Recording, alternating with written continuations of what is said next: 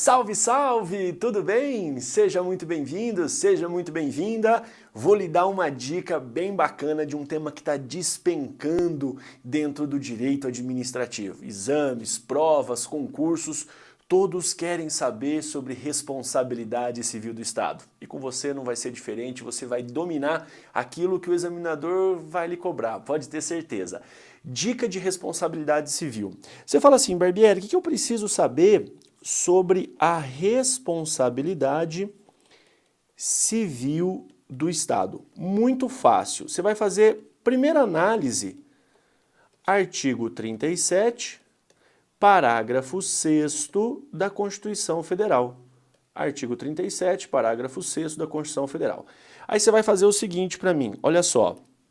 Se eu estiver falando de uma pessoa jurídica de direito público, você fala, opa, quem seria aqui pessoa jurídica de direito público? Muito simples, União, Estados, Distrito Federal, municípios e as autarquias sempre.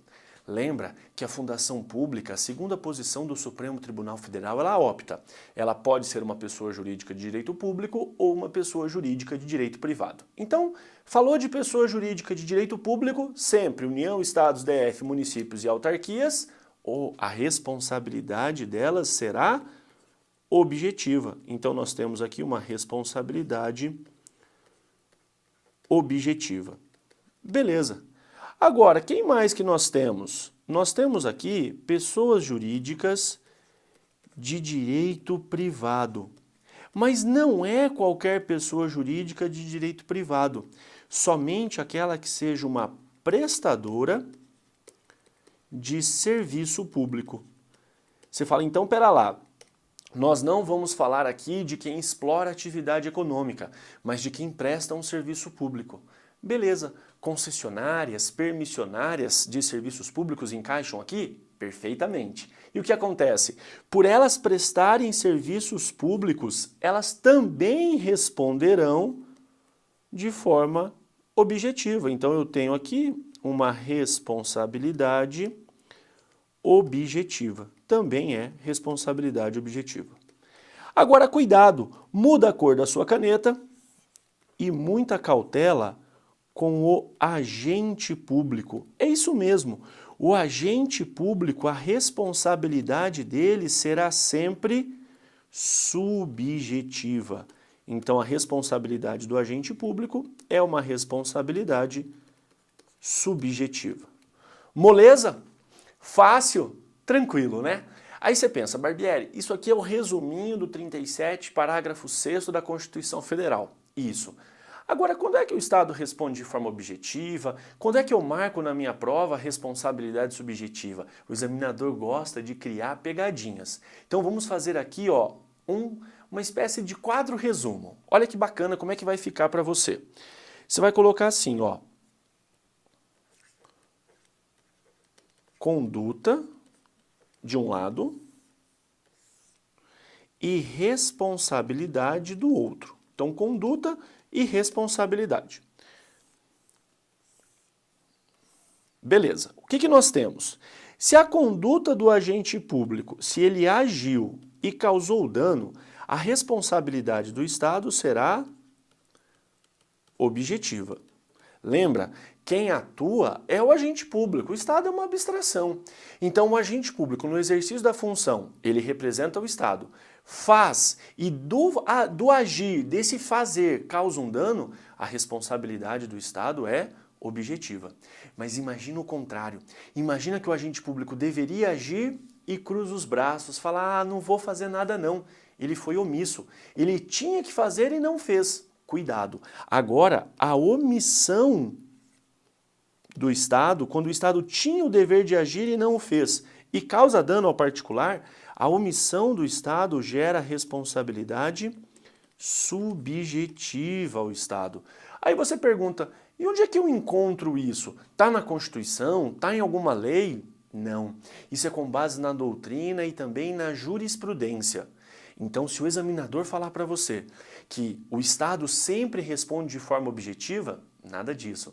Na omissão que causa dano, o Estado deveria agir, nada fez, a responsabilidade do Estado é subjetiva. E ainda, cuidado com a chamada posição de garante ou relação de custódia. Posição de garante, ou pode aparecer também na sua prova como relação de custódia. Quando o Estado tem que garantir a integridade física daqueles que estão sob sua responsabilidade, preso dentro do presídio, alunos de uma escola pública durante a aula.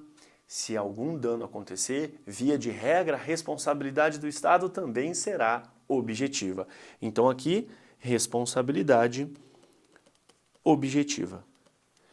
Olha que bacana! Você já sabe o 37, parágrafo 6º, fizemos aqui um resuminho quando o Estado responde de forma subjetiva na omissão. Mas vamos melhorar ainda mais?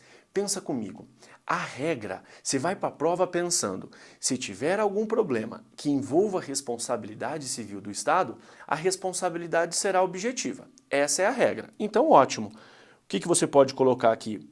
Como regra, a responsabilidade do Estado é uma responsabilidade objetiva.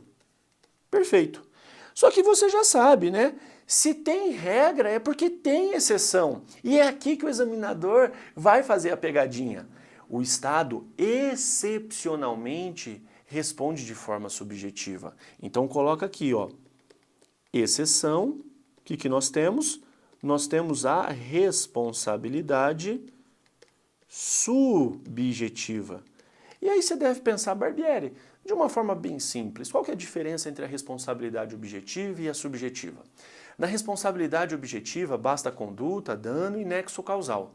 Não se analisa se tinha intenção ou não, se queria ou não causar o dano. Isso é responsabilidade objetiva.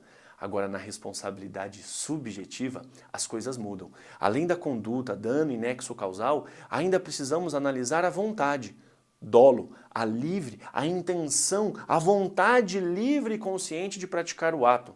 Ou a culpa, falhou num dever de cautela, foi imprudente, foi imperito. E aí? Bom, na responsabilidade subjetiva, eu sempre tenho que analisar a vontade. Na responsabilidade objetiva, não. Aí você fala, mas o Estado pode responder de forma subjetiva? Sim. Para a prova, você vai marcar só 2 momentos em responsabilidade subjetiva, que nós já vimos. O primeiro momento é na omissão do Estado que causa dano. O segundo momento é o agente público. Lembra, a responsabilidade do agente público será sempre, absolutamente sempre, subjetiva. Agora, vamos diferenciar, então, responsabilidade objetiva e subjetiva, para que você não tenha dúvida? Vem comigo aqui. Olha só. Quando nós falamos de responsabilidade objetiva, o que eu preciso verificar? Conduta, comportamento humano. Conduta é essa que causa dano, lesão, prejuízo. E entre a conduta e o dano existe o nexo causal, aquela relação de causa e efeito. Nexo causal. Para a responsabilidade objetiva, somente esses 3 elementos. Aí você vem aqui e visualiza comigo a responsabilidade subjetiva. Agora, na responsabilidade subjetiva eu tenho conduta, conduta essa que causa um dano. Entre a conduta e o dano, nós temos o nexo causal. Beleza. Você fala, olha, até aqui nenhuma diferença. Só toma cuidado, porque na responsabilidade subjetiva temos que analisar a vontade. Ou seja, eu falo do elemento dolo, vontade livre e consciente da prática de um ato, ou da culpa, falhou num dever de cautela, ou porque foi negligente, então nós temos aqui a negligência, ou porque foi imprudente, imprudência, ou por imperícia. Beleza? Então é assim que você analisa na responsabilidade objetiva, conduta, dano e nexo causal. Na subjetiva, conduta, dano, nexo causal, mais dolo ou a culpa. Viu como é fácil?